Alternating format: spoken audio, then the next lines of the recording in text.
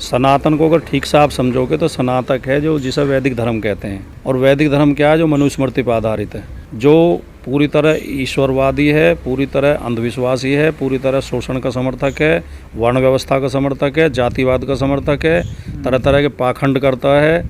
ऐसे धर्म से तो मुक्ति मिल जानी चाहिए। धर्म को आधुनिक होना चाहिए, धर्म को वैज्ञानिक होना चाहिए, धर्म को आज की समस्याओं पर। धर्म क्या है? मैं आपको एक संस्मरण सुनाता हूँ। एक हमारे यहाँ बहुत बड़े यूपी में नेता हुए रामस्वरूप वर्मा जी, आपने नाम सुना होगा। वो समाज सुधारक भी थे, वो 10 बार विधायक बने, मंत्री भी रहे। एक बार उन्होंने कोई बयान दे दिया था ऐसी धार्मिक विषयों पे, तो जो बनारस के पंडे वो इकट्ठे होकर आ गए उनके आवास पर लखनऊ। बोले कि तुमने धर्म के खिलाफ बोला, हम तुमसे शास्त्रार्थ करना चाहते हैं, या तो इसका खंडन करो, माफ़ी मांगो, नहीं तो हमसे शास्त्रार्थ करो। तो रामस्वरूप वर्मा जी ने बहुत सुंदर जवाब दिया। उन्होंने कहा मैं शास्त्रार्थ के लिए तैयार हूँ, लेकिन मुझे नहीं लगता कि आपको शास्त्र का ज्ञान है। मुझे तो पूरा ज्ञान है शास्त्र का, मैं बैठने को तैयार हूँ, लेकिन मुझे नहीं लगता कि आपको शास्त्र का कोई ज्ञान है। तो पंडे कहने लगे हमें चैलेंज कर रहे हो? हमें ज्ञान नहीं, हमने सारी धार्मिक पुस्तकें पढ़ रखी हैं। बोला धार्मिक पुस्तकें आज शास्त्र नहीं है। शास्त्र उसे कहते हैं, उस पुस्तक को कहते हैं जिससे समाज की व्यवस्था चलती हो, जिसमें समाज के संचालन की विधियाँ लिखी हों। वो शास्त्र है भारत का संविधान।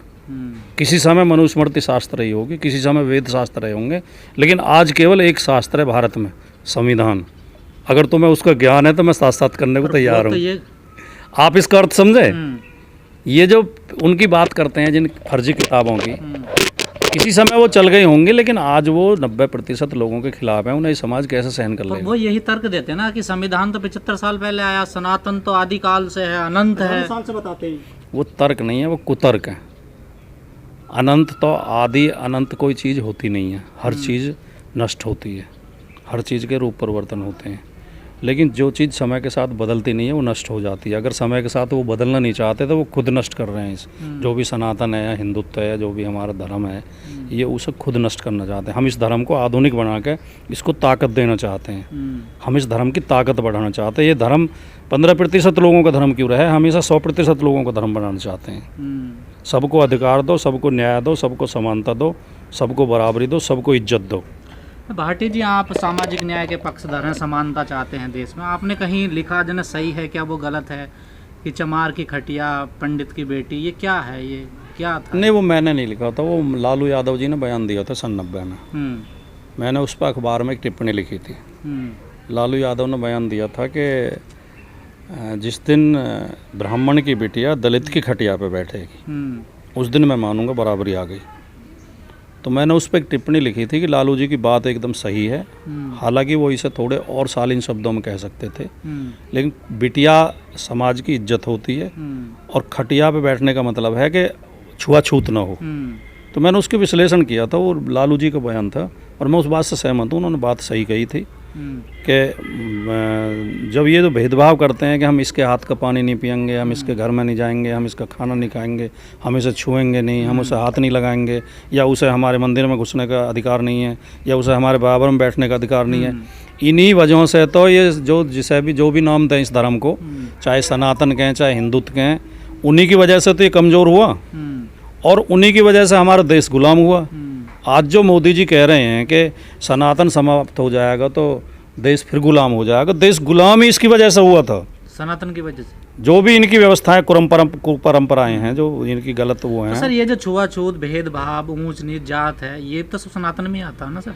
वो तो मैं कह ही रहा हूँ। सनातन का मतलब इनका अंधविश्वास, पाखंड, जाति भेदभाव, वर्ण व्यवस्था, मनुस्मृति पर आधारित हमारा संविधान हो, मनुस्मृति की व्यवस्था चले। मनुस्मृति क्या कहती है? मनुस्मृति कहती है शूद्र का जन्म केवल बाकी 3 वर्णों की सेवा के लिए हुआ है। शूद्र को धनार्जन का अधिकार नहीं है, ज्ञानार्जन का अधिकार नहीं है, वो नए वस्त्र नहीं पहन सकते, पक्के मकान नहीं बना सकते, वो जो है 2म दर्जे के नागरिक बनने कह रहे हैं, ये मनुस्मृति कहती है। और ये और शूद्र के लिए तो कहती है, स्त्री भी गुलाम है उसमें, मनुस्मृति में स्त्री को भी आज़ाद रहने का अधिकार नहीं है, चाहे स्त्री किसी भी जाति की हो। ब्राह्मण की स्त्री को भी गुलाम होकर रहना चाहिए। तो ये जो अगर उसे भी जोड़ लें तो ये 95% में बैठ जाते हैं। भाई 10% जो हम छोड़ रहे हैं उसमें पूरे पुरुष और महिला है नहीं, तो 5% महिला भी उनकी इधर ही आ गई। तो 95% लोगों की गुलामी का इंतजाम ये मनुस्मृति और सनातन करता है। सर, जो लोग सनातन का बचाव कर रहे हैं, अब जो सामने आ रहे हैं, क्या आपको नहीं लगता उन लोगों को जो सनातन में कमियां उनको अब दूर करनी चाहिए, यानी ये विवाद बढ़ेगा? और अगर दूर नहीं करेंगे तो नुकसान होगा, लेकिन इनकी मानसिकता दूर करने की नहीं है। ये इनके प्रकार हैं बहाने बना के, ये सीधे सीधे नहीं कहते। जब हम लोगों ने इस बात पर ऐतराज़ किया कि ढोल गवार शूद्र पशुनारी सकल ताड़ना के अधिकारी, ये गलत है, या पूजिए विप्रशील गुणहीना शूद्र ने गुणगण ज्ञान प्रवीणा, ये गलत है, तो उस बात पे ना बात करके, इस विषय पे बात ना करके कह लगे राम का विरोध कर रहे हो, रामायण का विरोध कर रहे हो, सनातन का विरोध कर रहे हो, ये लोगों को भड़काते हैं। भोले भाले लोग इनके बहकावे में आके ये सोचते हैं। सर काटने की भी बात करते हैं, जो सर काटने की बात करता हो किसी भी दृष्टिकोण से उसे साधु संत कह सकते हो आप? 10 करोड़ का इनाम रखते हैं। साधु तो कबीर थे, नानक थे, दादू थे, रैदास थे। साधु ये साधु हैं जो इनाम देने की बात कर रहे हैं। अभी अयोध्या में 2 साधुओं में झगड़ा हुआ था, साधुओं के 2 ग्रुपों में, आश्रम पर कब्जे को लेकर बम चले, उसमें गोली चली। तो जो बम और गोली चलाते हों, जिनके अंटे में तमंचे लगे रहते हों, इन्हें साधु कह सकते हो क्या? गेरवे वस्त्र पहन के कोई भी साधु हो जाएगा? लेकिन सर मोदी जो जी पुलिस की वर्दी पहन के लोग डकैती डालते हैं, तो क्या उन्हें हम पुलिस मान लें? लेकिन सर मोदी जी ने कह दिया कि सनातन पर जवाब दें मंत्री बीजेपी के विपक्ष को। मोदी ने इतनी खतरनाक बात कही है कि इस देश को मोदी के चरित्र को और मोदी की मानसिकता को समझना चाहिए। मोदी चाहते हैं इस देश में गृह युद्ध हो। मोदी ने कहा है कि उग्रता के साथ जवाब दें, आक्रामकता के साथ जवाब दें। जो इस देश में आक्रामकता की बात अगर देश का प्रधानमंत्री करता हो, तो इसका मतलब वो नागरिकों को लड़ाना चाहता है। मैं इस मोदी के इस बयान की बहुत कठोर शब्दों में निंदा करता हूँ। ये देश के लिए और समाज के लिए बहुत घातक होगी ये मानसिकता कि उग्रता के साथ जवाब दें, आक्रामकता के साथ जवाब दें। समाज में कब समाज सुधार की बातें नहीं उठी हैं? अगर जैसा आज माहौल मोदी भक्तों ने और मीडिया ने बना रखा है, अगर ये माहौल होता तो इस देश में ना गौतम बुद्ध की बात सुनी जाती, ना कबीर की बात सुनी जाती, ना बाबा साहब की बात सुनी जाती, न दयानंद और विवेकानंद की बात सुनी जाती, न राजा राम मोहन राय की बात सुनी जाती। पर बहुत सारा राजा राम मोहन राय ने सती प्रथा की आवाज़ उठाई। अगर ये गोदी मीडिया होता उस समय तो उसे खलनायक बना देता कि तो सनातन विरोधी हैं, ये धार्मिक प्रथाओं पर आवाज़ उठा रहे हैं। उसमें भी कुछ लोग कहते हैं कि राजा राम मोहन राय ने तो वो ले लिया अपने ऊपर, लेकिन ये तो एक अंग्रेज ने ख़त्म करी थी, क्या नाम था उनका? नहीं, राजा राम मोहन राय ने इसके लिए आवाज़ उठाई थी। इंग्लैंड तक गए थे वकालत करने के लिए। उनमें थोड़ी भूमिका थी या ज़्यादा भूमिका थी, वो अलग बात है, लेकिन आवाज़ उन्होंने उठाई थी। ऐतिहासिक प्रमाण इस बात के हैं। मैंने पढ़ा है कि वो इंग्लैंड जो गए थे उसी की वकालत करने गए और फिर वो इंग्लैंड में बस गए थे, वो वापस लौट के नहीं आए। कई लोग कहते हैं मैं राजा राम मोहन राय को पूरी तरह ये नहीं कहता कि मैं सारी बातों से उनकी सहमत हूँ। उन्होंने ब्रह्म समाज भी बनाया था जिससे मैं सहमत नहीं हूँ। वो ईस्ट इंडिया कंपनी में नौकरी भी करते थे, ठीक है नहीं, वो अंग्रेज़ों के समर्थक भी थे। लेकिन सती प्रथा वाले मुद्दे पे मैं उनसे इसलिए सहमत हूँ कि कोई आदमी, अब जैसे स्वामी दयानंद है, स्वामी दयानंद की कई बातों से मैं सहमत नहीं हूँ। स्वामी दयानंद की मैं यज्ञ प्रथा से सहमत नहीं हूँ। स्वामी दयानंद वर्ण व्यवस्था के समर्थक थे, लेकिन जातिवाद के विरोधी थे। वो ये तो मानते थे कि 4 वर्ण हैं, लेकिन बाकी जो जाति है गलत हैं। लेकिन स्वामी दयानंद ने कई क्रांतिकारी बातें भी उठाई। उन्होंने मूर्ति पूजा का विरोध किया, उन्होंने बहुदेववाद का विरोध किया, उन्होंने जो मतलब ईश्वर के अवतार का विरोध किया। वो गंगा स्नान और ये तीर्थ वीरथ के विरोधी थे।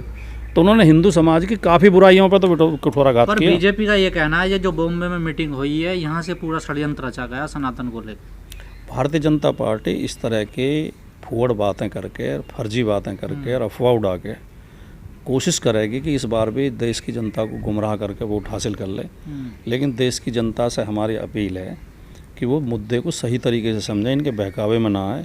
कोई ना तो सनातन विरोधी है, ना कोई हिंदू विरोधी है, और हम सब पार्टियों का जो इंडिया में पार्टी हैं उन सब का ये मानना है कि किसी भी धर्म का विरोध नहीं करना चाहिए, किसी धर्म को नीच या छोटा नहीं बताना चाहिए, किसी के प्रति घृणा की बात नहीं करनी चाहिए। लेकिन एक अंतर भी आप समझो, अगर हम दूसरे धर्म को गाली देते हैं या आलोचना करते हैं तो वो तो सांप्रदायिकता है, और अगर हम अपने धर्म की बुराई पे बात करते हैं तो वो सुधार है, समाज सुधार है।